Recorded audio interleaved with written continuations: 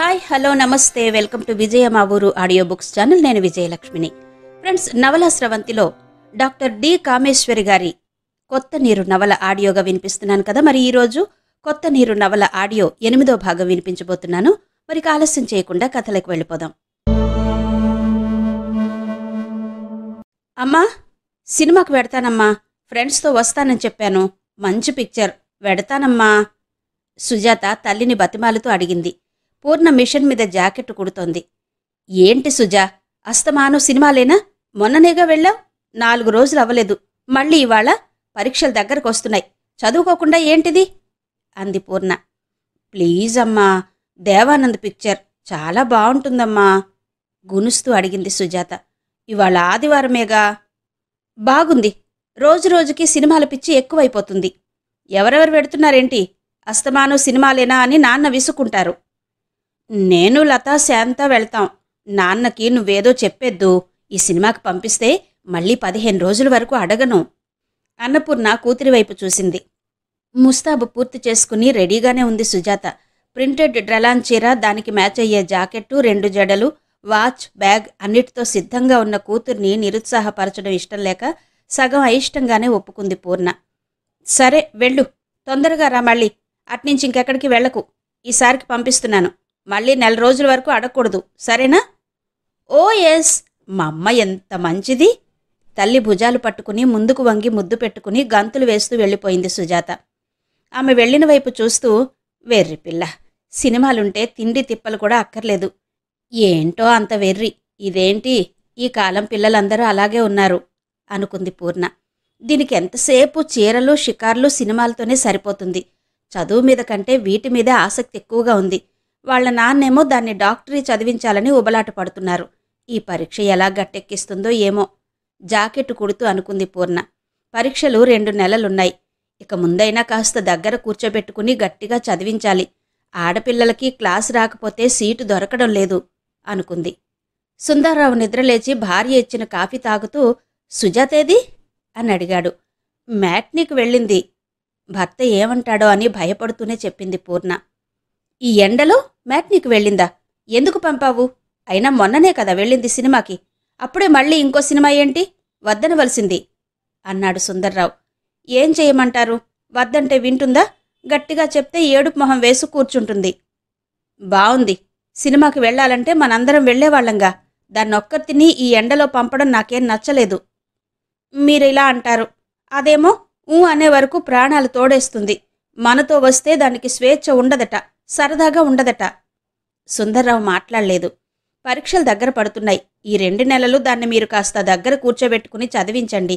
దాని వరుస చూస్తుంటే క్లాస్ మాట దేవుడెరుగు, మామూలు పాస్ అయినా అవుతుందా అనిపిస్తుంది చెప్పింది పూర్ణ. అదే, చదవడం లేదేంటి సరిగ్గా? ఆదుర్దాగా అడిగాడు సుందర్రావు. ఏం చదువుతుందో, పుస్తకాలు ముందేసి కూర్చుంటుంది, కానీ మనసు లగ్నం చేస్తున్నట్టు లేదు. మరి చూస్తూ నువ్వేం చేస్తున్నావు?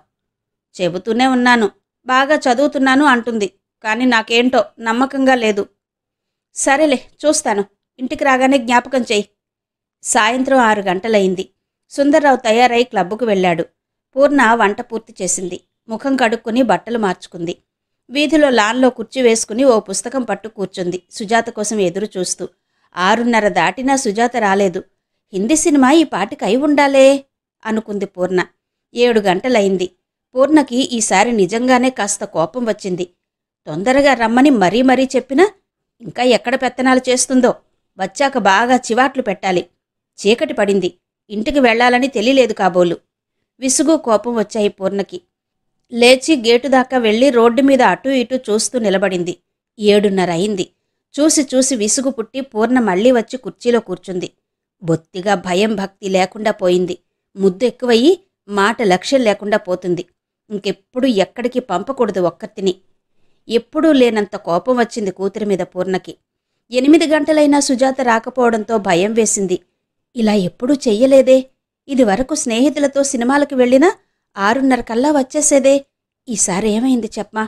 ఏ స్నేహితురాలింటికన్నా వెళ్ళి బాతాఖానీలో ఇంటి సంగతి మర్చిపోయిందేమో. రకరకాల ఆలోచనలొచ్చాయి పూర్ణకి. సుందర్రావు వచ్చే లోపల కూతురు ఇంటికి చేరుకోవాలని ప్రార్థించుకుంది. తను వద్దంటుంటే బయలుదేరింది. సుందర్రావుకి సుజాత వెళ్లడం ఇష్టం లేదు. ఇప్పటి వరకు ఇంటికి రాలేదని తెలిస్తే ముందు తనకి చివాట్లు తగులుతాయి. ఏం చెయ్యడం? ఎవరినైనా పంపుదామంటే ఇంట్లో ఎవరూ లేరు. ఎవరింటికి వెళ్ళిందో, ఎక్కడ తిరుగుతుందో. ఆ శాంత వాళ్ళ ఇంటికి ఫోన్ చేద్దామన్నా వాళ్ళకి ఫోన్ లేదు. తను వెళ్ళడానికి ఇంట్లో కారు లేదు. కాస్తా కోస్తా దూరమా? పక్కన ఇల్లు గనకన చూసి రావడానికి. పూర్ణ ఏం చెయ్యాలో తోచక కాలుగాలిన పిల్లిలా గేటు ముందు తచ్చాడుతూ తిరగసాగింది. 8:30 అయింది. సుజాత రాలేదు. పూర్ణ గాభరా పడిపోయింది. ఒంటరిగా ఆడపిల్లని పంపినందుకు తనని తాను తిట్టుకుంది. 9:15కి సుందర్రావు ఇంటికొచ్చాడు క్లబ్ నుంచి. ఆందోళనగా భయంగా చూస్తున్న భార్యను చూసి ఏదో జరిగిందని గ్రహించాడు కారు దిగుతుండగానే. సుందర్రావుకి ఎదురెళ్ళింది పూర్ణ. ఈ సుజాత చూశారా? ఇంకా ఇంటికి రాలేదు. 9 గంటలైంది. ఎక్కడికి వెళ్ళిందో ఏంటో. తొందరగా రమ్మని మరీ చెప్పాను. ఇంతవరకు అయిపులేదు తడబడుతూ అంది పూర్ణ. ఇంకా రాలేదు? ఏమైంది? తెల్లబోతూ అడిగాడు సుందర్రావు. ఏమో, మ్యాట్నీకని వెళ్ళింది.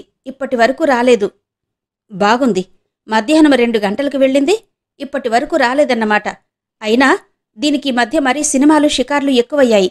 అసలెందుకు పంపించావు నువ్వు, బుద్ధి లేకుండా? భార్య మీద విసుక్కున్నాడు. ఏమో, ఇదివరకు ఎన్నిసార్లు వెళ్లలేదు స్నేహితులతో. అలాగే పంపాను. ఇంత రాత్రి వరకు తిరిగి రాదని నాకేం తెలుసు? అంది పూర్ణ. మ్యాట్నిక్ కాక నైట్ షోకేమన్నా వెళ్లారేమో. ఎవరెవరు వెడతారంది? అడిగాడు సుందర్రావు. తను శాంత లత వెడతామంది. మ్యాట్నీకి టికెట్లు దొరకకపోతే మొదటాటికి వెళ్లారా ఏంటో. లేకపోతే ఇంత ఆలస్యం ఎప్పుడూ చెయ్యలేదు. వెళ్ళి వస్తానుండు శాంత వాళ్ళింటికి. అక్కడికి వెడితే ఏ సంగతి తెలుస్తుంది. మళ్లీ కారెక్కి స్టార్ట్ చేశాడు సుందర్రావు. శాంత ఇంట్లో లత ఇంట్లో కూడా చూడండి. లత వాళ్ళ ఇల్లు డాబా గార్డెన్స్లో. తెలుసు కదూ. తొందరగా రండి అంది పూర్ణ. ఆ వెళ్లడం సుందర్రావు రాత్రి 10:30కొచ్చాడు. ఇంట్లో పూర్ణ గాభరా పడిపోతుంది.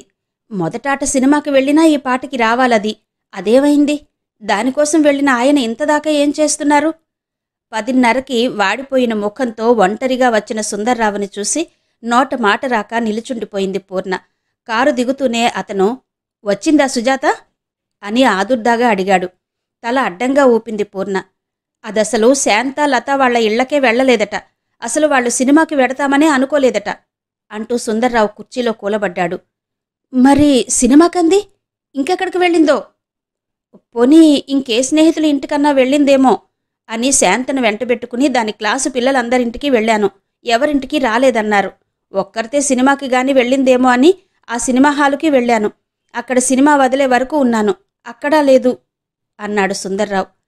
అయితే ఏమైందండి? ఏడుపు గొంతుతో అడిగింది పూర్ణ. తల పట్టుకున్నాడు సుందర్రావు. ఏం చేయమన్నావు నన్ను? అది ఉంటుందనుకున్న అన్ని చోట్లకి వెళ్ళాను. ఇంకో 2-3 సినిమాల దగ్గరికి కూడా వెళ్ళాను. ఇంకెక్కడని వెతకను? ఎలాగండి? ఏమైపోయిందో? కాళ్ళు చేతులు వణుకుతుండగా కూలబడింది పూర్ణ. ఏం చేద్దామండి అంది. అసలు నీకు బుద్ధి లేదు. ఆడపిల్లని ఒంటరిగా ఎక్కడ పడితే అక్కడికి పంపడమేనా అని భార్య మీద చిరాకు పడ్డాడు. నాకేం తెలుసండి ఇలా అవుతుందని? కళ్ళ నీళ్లు పెట్టుకుంది పూర్ణ. ఏం చెయ్యాలో ఇద్దరికీ తోచలేదు. 11 కూడా దాటింది. సుజాత జాడలేదు. ఇద్దరి మనసుల్లోనూ ఒకటే ప్రశ్నలు. జవాబులిద్దరికీ తెలియలేదు. నోట మాట లేకుండా అలా కూర్చుండిపోయారు. పూర్ణ వెనక అక్క శకుంతల మీద జరిగిన అత్యాచార ప్రయత్నం జ్ఞప్తికి వచ్చి వణికిపోయింది. కూతుర్ని ఆ స్థితిలో ఊహించుకుని కెవ్వున కేకపెట్టి స్పృహ తప్పి పడిపోయింది. పరధ్యానంగా ఉన్న సుందర్రావు భార్య కేకకి తుళ్ళిపడ్డాడు. ఆమె స్థితి చూసి నీళ్లు తెచ్చి ముఖం మీద చల్లాడు. తెలివొచ్చాక పూర్ణ ఏడుపు ఆరంభించింది. తన అక్క విషయం చెప్పి ఏడవడం మొదలుపెట్టింది. సుందర్రావు వెర్రివాడిలా చూశాడు. వెళ్ళండి, నా తల్లి ఎక్కడుందో చూడండి. ఆ వెధవలు నా తల్లిని ఏం చేశారో వెళ్ళి వెతకండి అంది ఏడుస్తూ. ఎక్కడ వెతకను పూర్ణ? ఊరంతా తిరిగాను. ఇంకెక్కడని వెతకను? ఎవరినని అడగను? ఏం చెయ్యను? సుందర్రావు కళ్లలోనూ నీరు తిరిగింది. పోలీసులకైనా రిపోర్ట్ ఇవ్వండి. ఇలా కూర్చుంటే ఎలా? గత్యంతరం లేక సుందర్రావు ఆ నిశ్చయానికే వచ్చాడు. వెళ్లేటప్పుడు అది ఎలాంటి బట్టలు కట్టుకుంది? నగలవి పెట్టుకుందా? ఆ నగల కోసం ఎవడైనా అని సగంలో ఆగిపోయాడతను. అతని ముఖం వివర్ణమైంది.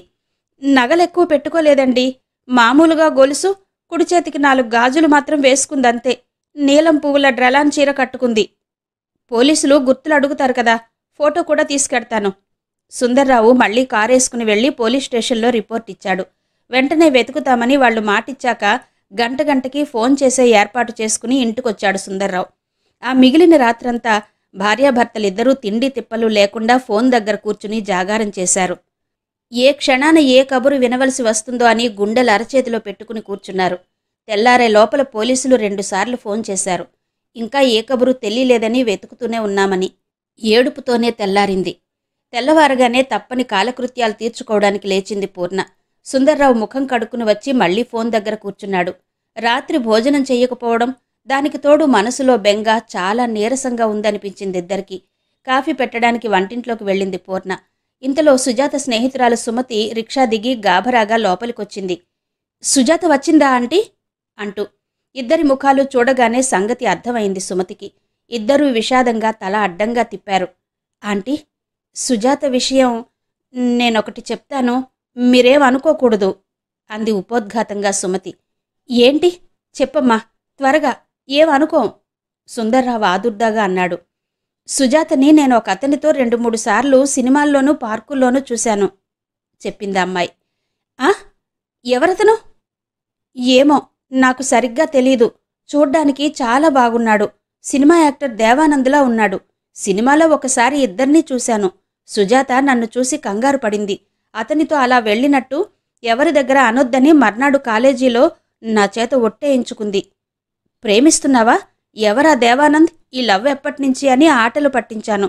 తర్వాత ఇంకోసారి చూసినప్పుడు మళ్ళీ ఏడిపించాను. అందరితో చెబుతానని అప్పుడూ బతిమాలుకుంది. అప్పుడు చెప్పింది, అతను మీ పక్కింట్లో ఓ గదిలో ఉంటున్నాడని, ఏదో ఆఫీసులో ఉద్యోగం చేస్తున్నాడని. నిర్విణ్ణిలై చూసుకున్నారు సుందర్రావు, పూర్ణ. నిన్న ఈ సంగతి ఎందుకు చెప్పలేదమ్మా? మీ ఇంటికి వచ్చి అడిగాను కదా అన్నాడు సుందర్రావు. సుమతి తల వంచుకుంది. నిన్న అతనితో ఏ ఫస్ట్ షో సినిమాకో వెళ్ళుంటుంది, వచ్చేస్తుంది అనుకున్నాను అంకుల్ నసిగిందామె. సుమతి, సుజాత ఇలాంటి పనులు చేస్తుంటే దానికి బుద్ధి చెప్పడం పోయి మా నుంచి ఈ విషయం దాచడం తగునా? ఇదే నా స్నేహం అంటే అన్నాడు సుందర్రావు. మా అమ్మ కూడా ఇలాగే కేకలేసిందండి నన్ను. నిన్న మీరు వచ్చి వెళ్ళాక మా అమ్మతో సుజాత విషయం చెప్పాను. అమ్మ ఆశ్చర్యపడి సంగతంతా అడిగింది. మీరడిగినప్పుడు ఈ విషయం చెప్పనందుకు తిట్టింది నన్ను. అందుకే పొద్దున్నే సుజాత వచ్చిందేమో చూసి రమ్మని పంపింది. సుజాత వచ్చి ఉంటే నువ్వేం చెప్పకు, నేను తర్వాత వాళ్ళ అమ్మకు చెబుతాను. సుజాత రాలేదంటే ఇదంతా చెప్పు అంది చెప్పింది సుమతి. ఎంత పని చేశావమ్మా సుమతి, ముందే మాకీ సంగతి తెలిసి ఉంటే అని తల పట్టుకున్నాడు సుందర్రావు. ఎన్నాళ్ల బట్టి వాళ్ళిద్దరికీ ఈ పరిచయం? పూర్ణ అడిగింది. సరిగ్గా తెలీదండి, కానీ 3-4 నెలల నుంచి సుజాత ఇది వరకులా లేదు. అసలు ఈ మధ్య క్లాసులకి కూడా సరిగ్గా రావడం లేదు. ఏవో ఉత్తరాలొస్తుండేవి. తను కాలేజీలో కూర్చుని రాస్తుండేది. నేను మొదటిసారి చూసింది 3 నెలల క్రితం. 3-4 నెలలుగా ఉత్తరాలు, సినిమాలు, షికార్లు జరుగుతున్నా మనకేం తెలియలేదన్నమాట. ఇంట్లో ఉండేదానివి. నువ్వైనా ఈ సంగతి కనిపెట్టలేదన్నమాట. సుందర్రావు భార్య మీద నెపం వేశాడు. నాకేం తెలుస్తుందండి? ఏవో సినిమాలకు వెడతానంటే సరే అనేదాన్ని. కానీ అదిలా తిరుగుతుందని నాకేం తెలుసు? అందుకే కాబోలు అస్తమానం డాబా ఎక్కి కూర్చునేది. ఇంతకీ సుజాత అతనితోనే వెళ్ళుంటుందా? అనుమానమెందుకు? పక్కి ఇంటికి వెళ్ళి అతనున్నాడో లేడో అతని సంగతేంటో అడిగిరండి అంది పూర్ణ. సుందర్రావు హడావిడిగా వెళ్ళి వాడిన ముఖంతో తిరిగొచ్చాడు.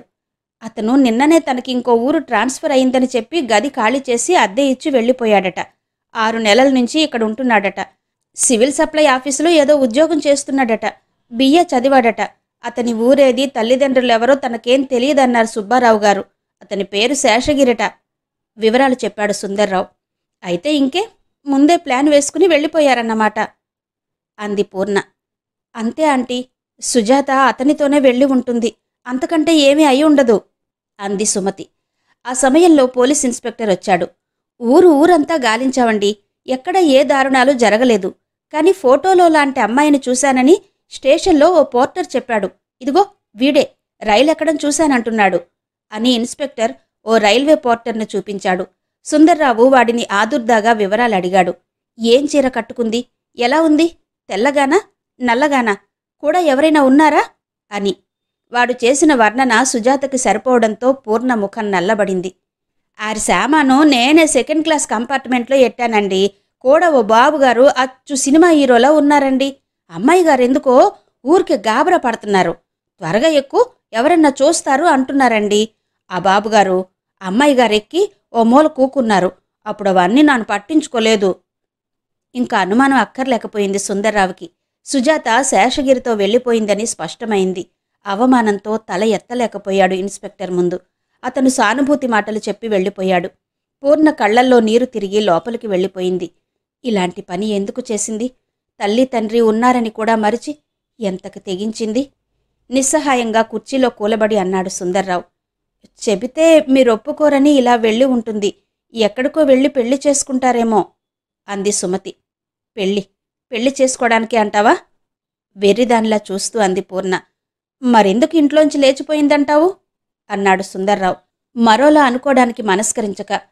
సుజాతకి సినిమా స్టార్ దేవానంద్ అంటే అంతా ఇంతా పిచ్చి కాదు అని నెమ్మదిగా అంది సుమతి. ఇంకే ఆ హీరో లాంటివాడు కనబడగానే అమాంతం ప్రేమించేసి తల్లిదండ్రులు, ఇల్లు, పరువు, ప్రతిష్ట అన్నిటినీ వదిలేసిందన్నమాట. పటపట పళ్ళు కొరుకుతూ అన్నాడు సుందర్రావు. చెబితే చేసుకోనియమనుకుందేమో. మాట మాత్రం చెబితే ఏదో ఆలోచించేవాళ్లం కదా. ఎంత పని చేసింది? కళ్ళు తుడుచుకుంటూ అంది పూర్ణ. సుజాత అలాగే అనుకుంది. తండ్రి తన మీద పెట్టుకున్న ఆశలు తెలుసు. తనని పెద్ద చదువులు చదివించాలని, ఫారిన్ పంపాలని, తర్వాత ఎప్పుడో పెద్ద సంబంధం వెతికి ఘనంగా పెళ్లి చేయాలని అనుకుంటూ వచ్చాడు. అందుకే శేషగిరితో పెళ్లికి ఎలాగూ ఒప్పుకోరని ఇలా తెగించింది. ముందు నుంచి సుజాతకి చదువులో అంత ఆసక్తి ఉండేది కాదు. ఏదో చిన్న క్లాసుల్లో ఫస్టులు వచ్చినా రాను రాను చదువు మీద ఆసక్తి చూపడం మానేసింది. తప్పదన్నట్టుగా చదివి పియూసీ పాస్ అయింది. సుజాతకి కాస్త జ్ఞానం వచ్చినప్పటినుంచి సినిమాలంటే పిచ్చి. సినిమా చూడ్డం, గది తలుపులు వేసుకుని అద్దం ముందు ఆ సినిమా హీరోయిన్ని అనుకరిస్తూ తన అందానికి తానే మురిసిపోవడం, సినిమా ఫ్యాషన్లని తూచా తప్పకుండా అనుకరించేది. యుక్త వయసు వచ్చిన దగ్గర్నుంచి సుజాత మీద నవలలు, సినిమాల ప్రభావం బాగా పనిచేయడం మొదలుపెట్టింది. సినిమాల్లో ప్రేమలు బాగా తలకెక్కాయి. చదువు అశ్రద్ధ చేసి సినిమాల హీరోల పక్కన తనని ఊహించుకుంటూ కలలు కంటూ ఊహాలోకాల్లో తేలిపోయేది. ఏ సినిమా హీరోనో తనని ప్రేమించినట్టు, పెళ్లాడినట్టు, సినిమా సెట్టు లాంటి ఇంట్లో తను తిరుగుతున్నట్టు రంగురంగుల కలలు కంటూ ఉండేది. అందరిలోకి హిందీ హీరో దేవానంద్ అంటే ఆమెకెంతో ఇష్టం. సినిమాల్లో అతని పక్క హీరోయిన్ బదులు తననే ఊహించుకుని మురిసిపోయేది. పెళ్లి చేసుకుంటే దేవానంద్ లాంటి వాడినే పెళ్లి చేసుకోవాలని అనుకునేది. ఆమె కలలు ఫలించినట్టు, ఆమె కోరిక గుర్తించి దేవుడే పంపినట్టు ఓ రోజు సాయంత్రం పక్కింటి డాబా మీద శేషగిరి ప్రత్యక్షమయ్యాడు. యథాలాపంగా చూసిన సుజాత తన కళ్ళని తానే నమ్మలేకపోయింది. కల కాదు కదా అని గిల్లి చూసుకుంది. అది కల కాదు అని నమ్మకం కలిగాక సంతోషం పట్టలేకపోయింది. ఇక ఆ రోజు నుంచి సుజాత చదువు పూర్తిగా ఎత్తిపెట్టేసింది. కాలేజీకి వెళ్ళినప్పుడు తప్ప మిగతా సమయాల్లో పక్కింటి మీదే దృష్టి పెట్టుకుని శేషగిరి దర్శనం కోసం కలవరిస్తూ కూర్చునేది. శేషగిరి డాబా మీదకి రాగానే అతన్ని ఆకర్షించడానికి ప్రయత్నం చేసేది. అతని వైపు చిరునవ్వులు చిందిస్తూ చూస్తూ విలాసంగా డాబా మీద తిరుగుతూ అతను తన అందం గుర్తించాలని నానా అవస్థలు పడేది. రకరకాల ప్రయోగాలు ప్రారంభించింది. శేషగిరి ముందు సుజాతనంతగా గుర్తించలేదు. తరువాత ఆమె పడుతున్న పాట్లు చూసి తను ఆమె పట్ల కుతూహలం కనపరచడం మొదలుపెట్టాడు. తనంతట తాను వలచి వచ్చే అందమైన ఆడపిల్లని కాలదన్నుకునేటంత అవివేకి కాడు శేషగిరి. చూపులతో, సంజ్ఞలతో ప్రారంభమైన ప్రేమ చిన్న చిన్న చీటీలు విసురుకోవడం దాకా వచ్చి దినదిన ప్రవర్ధమానమైంది 3 నెలల్లో. అన్నపూర్ణ శంకర్ పోయినప్పుడు ఓ నెల రోజులు హైదరాబాద్లో ఉండిపోవడం అద్భుతమైన అవకాశం కల్పించింది సుజాతకి. ఆమె కోరిక మీద ఇద్దరూ ఓసారి బీచ్లో కలుసుకున్నారు. మనసులు విప్పుకుని మాట్లాడుకుని ప్రేమ వెల్లడించుకున్నారు. ఆ నెల రోజులు హాయిగా శేషగిరితో సినిమాలకి, షికార్లకి తిరిగింది సుజాత తండ్రికి తెలియకుండా. తన కలలు నిజమైనందుకు సంతోషించింది. సుజాత తనకంటే బాగా పైమెట్టులో ఉందని, అంత అందగత్తెకి, శ్రీమంతురాలకి తను తగనేమో అన్న భావం వెల్లడించాడు శేషగిరి సుజాత పెళ్లి ప్రస్తావన తెచ్చినప్పుడు. ఆ అనుమానాలన్నీ తోసిపారేసింది సుజాత. నాకు నీ సంపాదన, హోదా కాదు కావలసింది, నువ్వు కావాలి నాకు. ఇంకేం అక్కర్లేదు. నువ్వు లేకుండా నేను బ్రతకలేను అంది సుజాత శేషగిరి గుండెల మీద వాలి.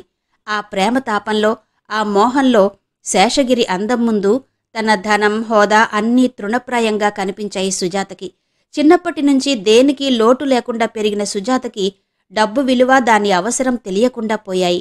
తన నిశ్చయం ఎంత దృఢమైనదైనా ఈ పెళ్లికి తల్లిదండ్రులు అంగీకరించరని సుజాతకి బాగా తెలుసు.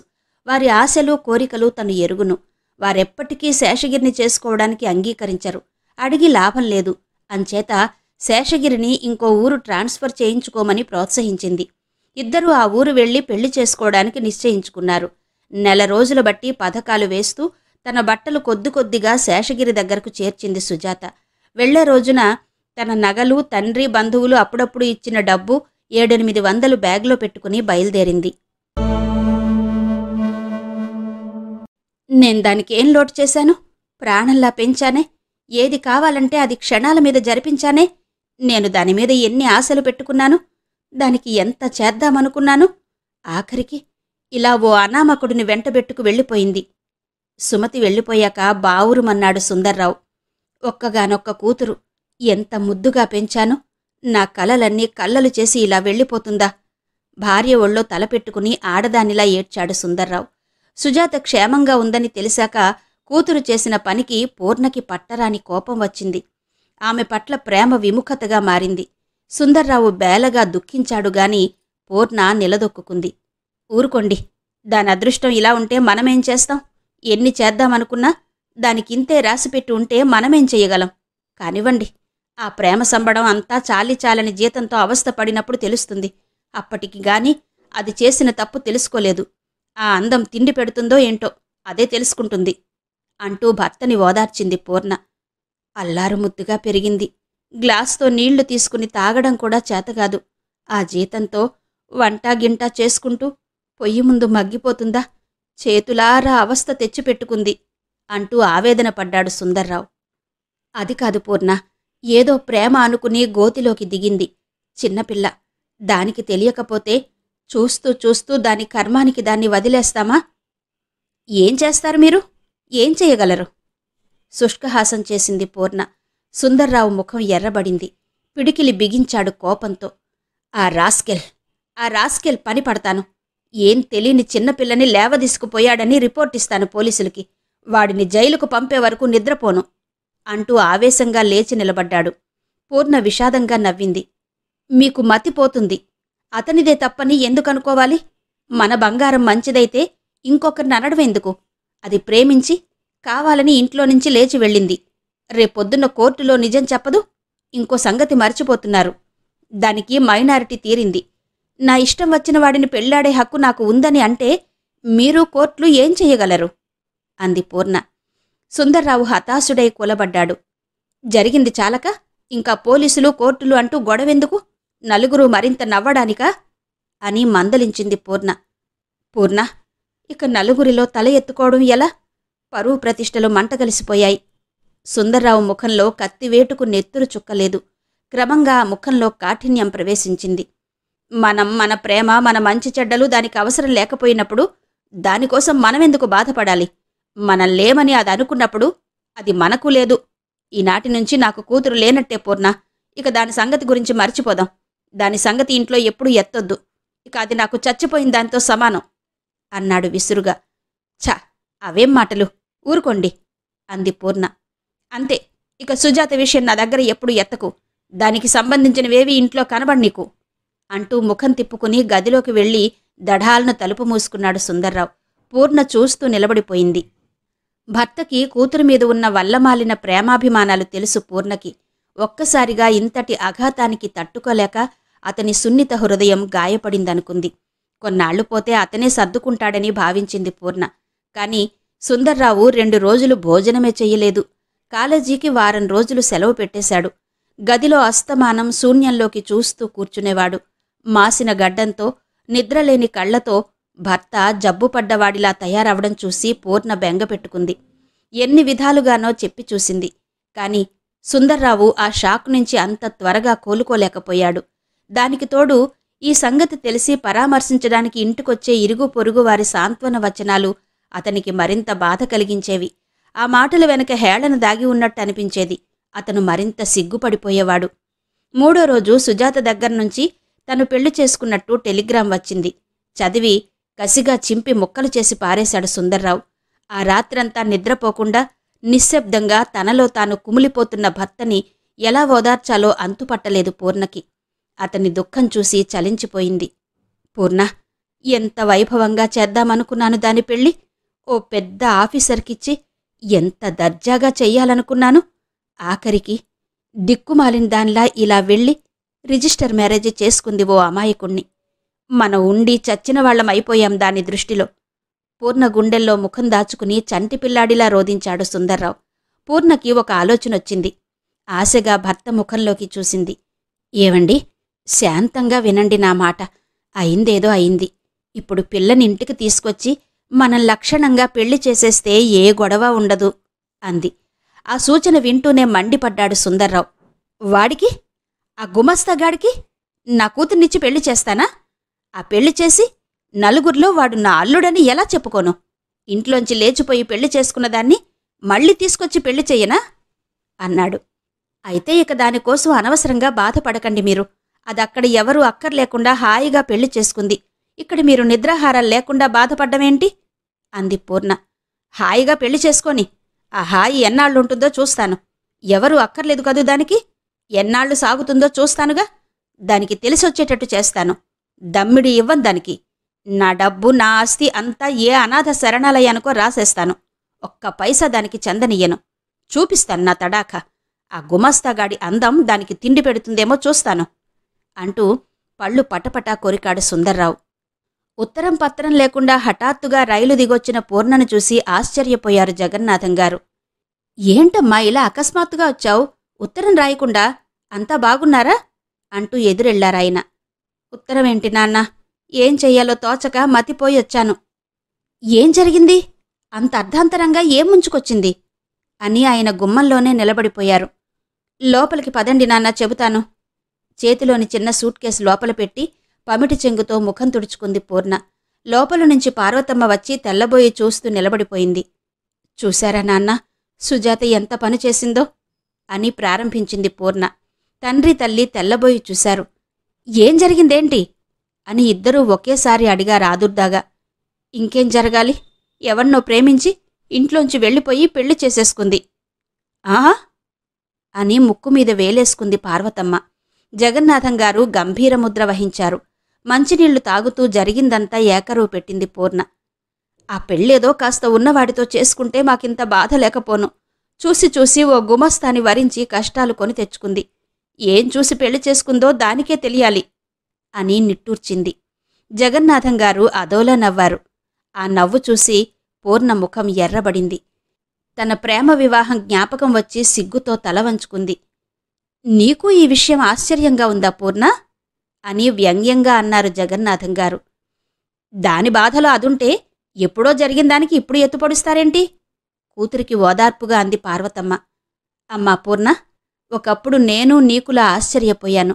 కాని అప్పటి నా ఆశ్చర్యం నీకర్థమైందా? అలాగే ఇప్పటి నీ ఆశ్చర్యం సుజాతకి అర్థం కాకపోవడంలో వింతలేదు. అదంతా ప్రేమ మహత్యం తల్లి అన్నారు జగన్నాథంగారు. పూర్ణ ముఖం ఇంత చేసుకుంది. బాగుంది, ఎవరాదుర్దా వారిది అని పార్వతమ్మ కూతుర్ని వెనకేసుకొచ్చింది. ఏదో సలహా చెబుతారని వచ్చాను.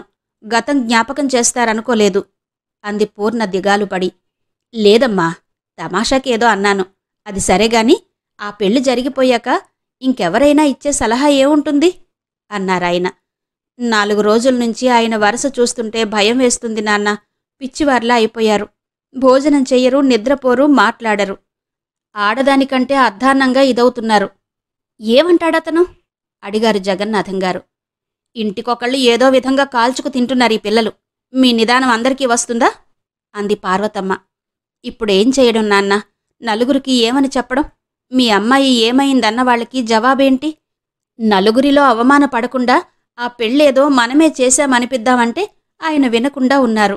ఆ మాట ఎత్తడానికే వీల్లేదంటున్నారు అని పూర్ణ మొరపెట్టుకుంది.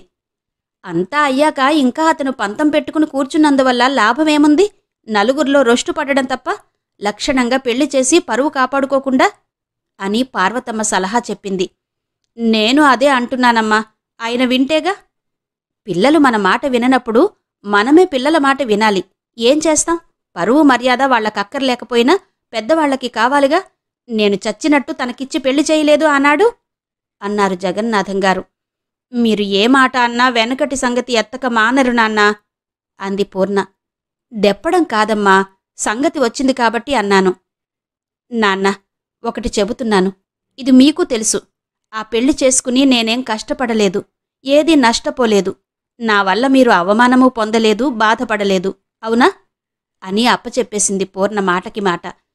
నీ కూతురు ఇలాగే అంటుందేమో మరి. మీరెందుకిలా బాధపడుతున్నారు అన్నారు జగన్నాథంగారు. నాన్న, అన్నీ తెలిసిన మీరు అలాగే అంటే ఏం చెప్పను. రోజులు మారాయి. అప్పటికీ ఇప్పటికీ ఎంతో తేడా ఉంది. ఈనాడు అతనికొచ్చే ఆ 150-200తో అది ఎరిగిన సౌఖ్యంలో 100వ వంతు కూడా లభ్యం కాదు. పోనీ ఉత్తరోత్తర పైకి వస్తాడనుకునే అవకాశమూ లేదు. దానికా చేతిలో డిగ్రీ లేదు. తను ఉద్యోగం చేస్తుందనుకోడానికి. అమ్మా, ఎవరి అదృష్టానికి ఎవరు కర్తలు చెప్పు. మీరు చేద్దామనుకున్నా అదంతే పెట్టి పుట్టింది. మీరు బాధపడి మాత్రం ఏం ప్రయోజనం అన్నారు జగన్నాథంగారు.